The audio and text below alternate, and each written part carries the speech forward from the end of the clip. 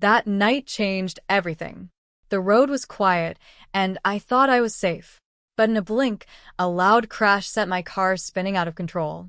Metal twisted, glass shattered, and my chest slammed against the seatbelt so hard that I couldn't breathe.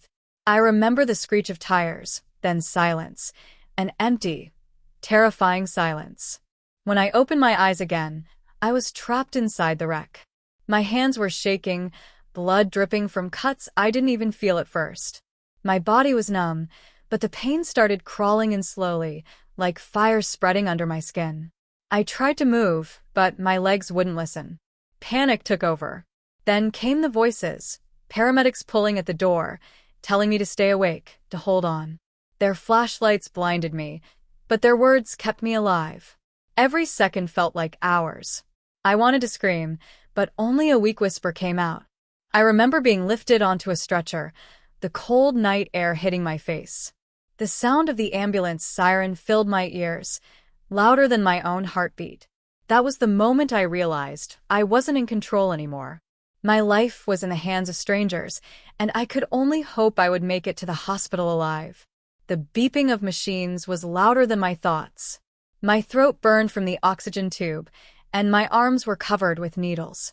Every breath was a fight, slow and painful, like my lungs had forgotten how to work. I tried to move, but the sharp sting of pain locked me in place. It was like my body wasn't mine anymore. It belonged to the doctors and the machines keeping me alive. Nurses walked in and out, checking numbers, adjusting drips, whispering words I barely understood. I caught pieces: critical condition, internal bleeding, monitoring closely. My mind wanted to panic, but my body was too weak. I closed my eyes, trying to escape, but sleep was broken by sudden alarms that jolted me back to reality. The worst part wasn't the pain, it was the silence around me. I kept turning my head, hoping to see someone familiar standing by my bed. A friend, a relative, even just a voice telling me I wasn't alone. But the chair in the corner stayed empty, and the door never opened for family.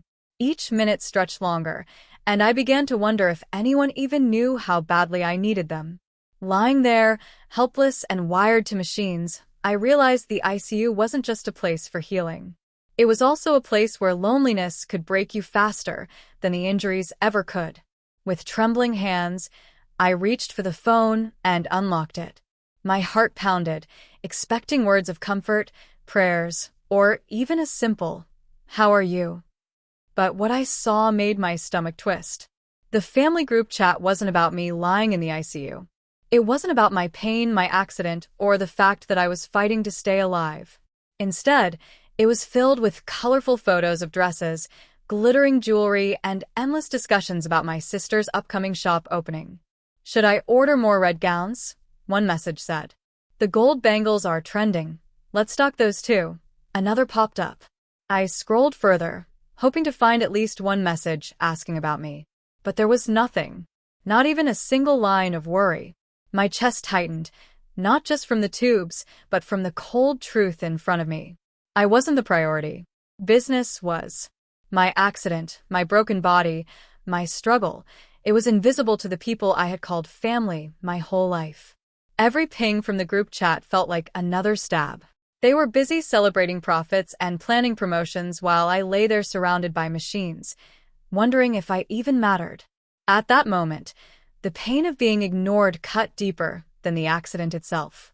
And it left me with one heartbreaking question: if family doesn't care, who will? Days passed, and not a single family member walked through those hospital doors. The doctors came, the nurses checked on me. Even strangers in the next ward whispered a kind word. But my own blood? Nothing. Not a visit. Not a call. Not even a text that said, "We hope you're okay." Each time the door opened, my heart leaped with hope, but it was always just another nurse with medicine or a cleaner with a mop. The silence from my family echoed louder than the beeping machines around me. I had given them everything: love, support, even sacrifices they never noticed. And in my weakest moment, when I needed them the most, they chose absence. I thought about birthdays I never missed, gifts I bought even when I was broke, late-night calls I answered when they cried. Yet now, when my life hung by a thread, they vanished. The realization burned through me. Family isn't always about blood. It's about who stands with you when the world falls apart. The empty chair beside my bed told a story louder than words. I was on my own. And somehow, that truth hurt more than the accident itself.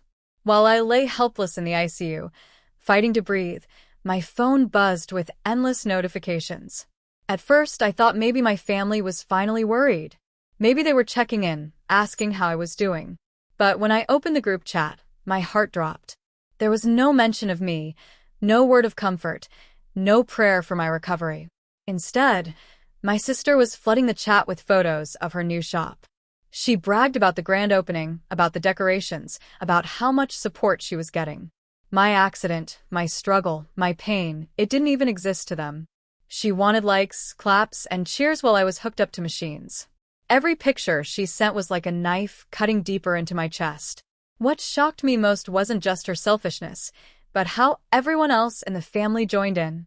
They commented, they congratulated, they celebrated, as if I wasn't lying in a hospital bed, broken and forgotten. My life was on pause, but theirs kept moving, without even a thought for me. In that moment, I understood something painful. Sometimes, the people you think will stand by you are the first to turn away. My accident didn't bring my family closer. It only showed me how distant they truly were.